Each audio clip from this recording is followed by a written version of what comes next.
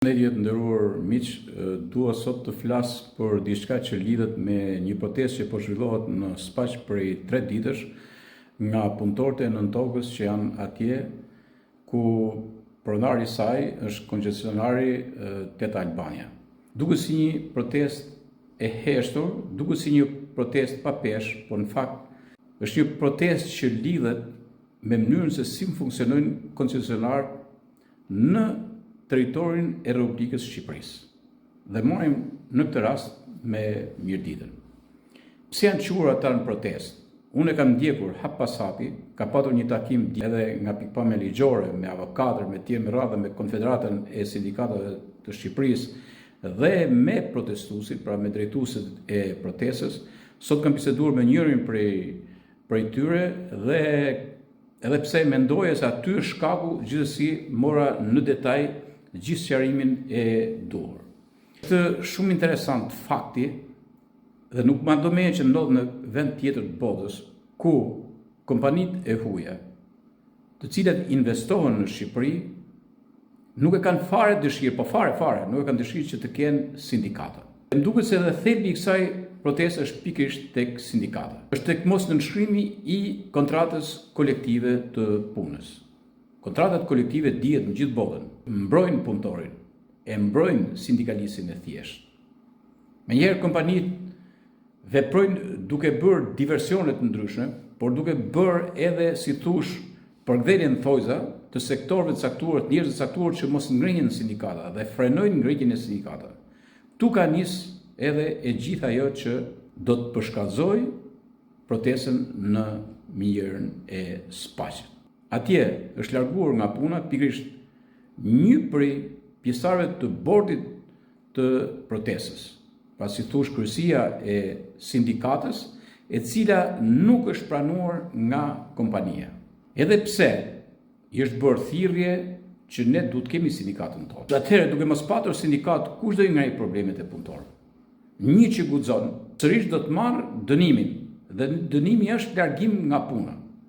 Largim nga puna pa motivacion. Në këtë rast, largohet nga puna një sindikalist, i cili ka parë çdimet që ndodhen në marrëdhëniet e punëtorit me punëdhënësin. Nuk është punë e lehtë punosh në tokë. Janë disa gjëra krejt ndryshe. Dhe normal që ky sindikalist i ka parë në thelbin e vet atje brenda nën tokës se çfarë ndodh me punëtorët. Shumë prej punëtorëve, rreth 70 prej tyre u ka ikë lepuri nga barku, kur themi ne, dhe kanë pranuar që të bëjnë sindikatën. Në këtë rast kjo bie ndesh me drejtuesit e minjerëve, të cilët nuk e kanë dëshirë që të kenë sindikat.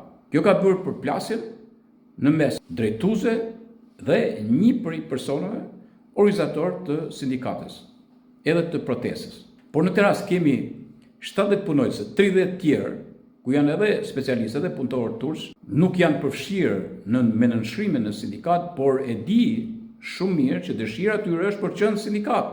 Askush nuk don që mos ketë sindikat në një vend pune. Dhe sidomos në kompani që kemi të bëjmë me shfrytëzimin e mineraleve në tokë në zona shumë të vështira, sepse do përballesh me probleme gjatë kohës, të sigurisë në punë, të pagesave, të orëve shtesë, të teknikës, të transportit, edhe gjithçka tjetër. Kështu që ta janë betuar që ne nuk do ulemi pa na u dhënë e drejta e organizimit sindikal. Nuk është kjo rruga e duhur për një drejtues të një kompanie, e cila shfrytëzon mineralet në zemër të Mirditës, që është një nga burimet kryesore të jetesës në këtë vend. Sepse aty kanë varur shumë prej fshatrave jetën, por edhe qyteza e Repsit. Aty, se po mos ishte edhe ajo, atëherë do shkrije fare se do kishte popullat për fatin e keq. Por këtu nuk mund të menaxhosh sipas shefit, por do të menaxhosh sipas akmarrëveshjes, sipas ligjeve kushtetuese që ka Republika e Shqipërisë. Dhe ligji kushtetues flet për të drejtën e organizimit sindikal. Nuk vjen asnjë pronar nga asnjë vend i botës, as nga Turqia, as nga Gjermania, as nga Greqia, as nga Amerika, as kudo, në çdo vend të botës, të vijë dhe të thojë këtu që ju nuk do të organizoheni me sindikata, sepse nëse organizoheni me sindikata, unë do t'ju penalizoj dhe fillon penalizimin nga drejtuesit. E çfarë shoh deri tani nuk është se ka një rënje lujdi. Më tepër ka një përplasje me termat ligjor e tjerë me radhë në Lezhë, ku ka qenë dhe kryetari i Konfederatës së Sindikatave të Shqipërisë Kol Nikolaj dhe përfaqësues ligjor të kompanisë, por ta janë betuar pak nga biseda që unë bëra me disa prej tyre, janë betuar që ne ditën e hënë do ta përshkallëzojmë protestën dhe do ta vazhdojmë deri në greven e urisë. Ditën e hënë ne do të bllokojmë rrugën atje ku është. Duhet shtoj dhe diçka tjetër. Unë kam qenë në atë zonë disa herë, kam qenë edhe aty afër kompanisë, kam dashur të di mekanizmin se si veprohet, si punohet, si janë punonjësit ku janë, është shumë e vështirë të hysh për informacion. Domethënë, to duken si bunker të mbyllur në punën e tyre, ku nuk depërton asnjë lloj gazetari. Po të paktën me shkullë me u bën në një reportazh të mirë.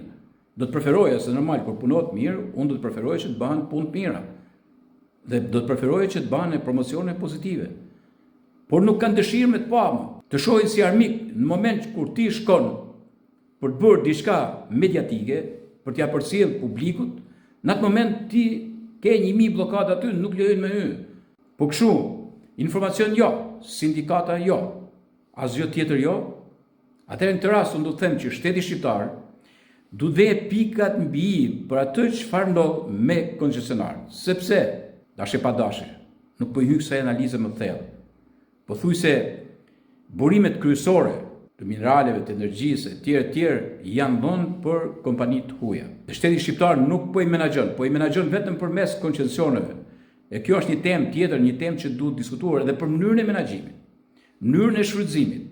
Unë do doja të dija, do doja të flisja me specialistët aty, me specialistë tjerë, si shfrytëzohet minjera. A është i ndërlidhur me aspektin social që të ketë jetëgjatësi minjera? Nuk ka informacion. Sa rezerva minerale kanë mbet? A bëhen kërkime? A zgjerohet harta gjeologjike? Pikërisht atje. Kjo nuk ka ndodhur në kohë të Partisë Punës. Kjo s'ka ndodhur edhe para 90-s. Edhe para 90-s kishte një buletin, kishte një informacion. Kishte një informacion për minjerat e Mirditës, edhe për uzinën, dhe për aty ku prodhoi ari shqiptar. Po çfarë është kjo mbyllje në këtë mënyrë? Çfarë është kjo mbyllje me kompanitë e huaja koncesionare? Pse nuk bën të hapura për publikun? Është toka jonë, është vendi jonë, janë pasuritë tona. Vërtet ne nuk jemi një ishull i izoluar si dikur, por që mos kemi asnjë informacion, që mos na lejohet me pas sindikata, të mos na lejohet me marrë dhënat për pasuritë tona, që në fundit tu kemi trojet, tu kemi familjet, tu kemi jetën tonë. Kjo nuk është normale. Unë mendoj që shteti absolutisht duhet të jetë në anën e protestuesve këtë rast, sepse nuk është protestë për teka, nuk është protestë për luks, është protestë për jetën e vështirë që bëjnë punuesit atje dhe që kanë drejt të jenë në organizimet sindikale. Ar momenti kur shteti tani duhet ndërhyjë si këtu, si mbulqiz, si me naftën, si që ka ndodhur atje me radhë, dhe të vejë rregull tek kompanitë e koncesioneve nga çdo vend i botës që operojnë në Shqipëri dhe t'u japje të drejtën që punëtorët të kenë organizimet e tyre sindikale, më të gjitha ato kompani që janë koncesionare që të nënshkruajnë patjetër kontratën kolektive të punës. Sidoqoftë, ditën e hënë presim çfarë do zhvillohet atje në Spaç.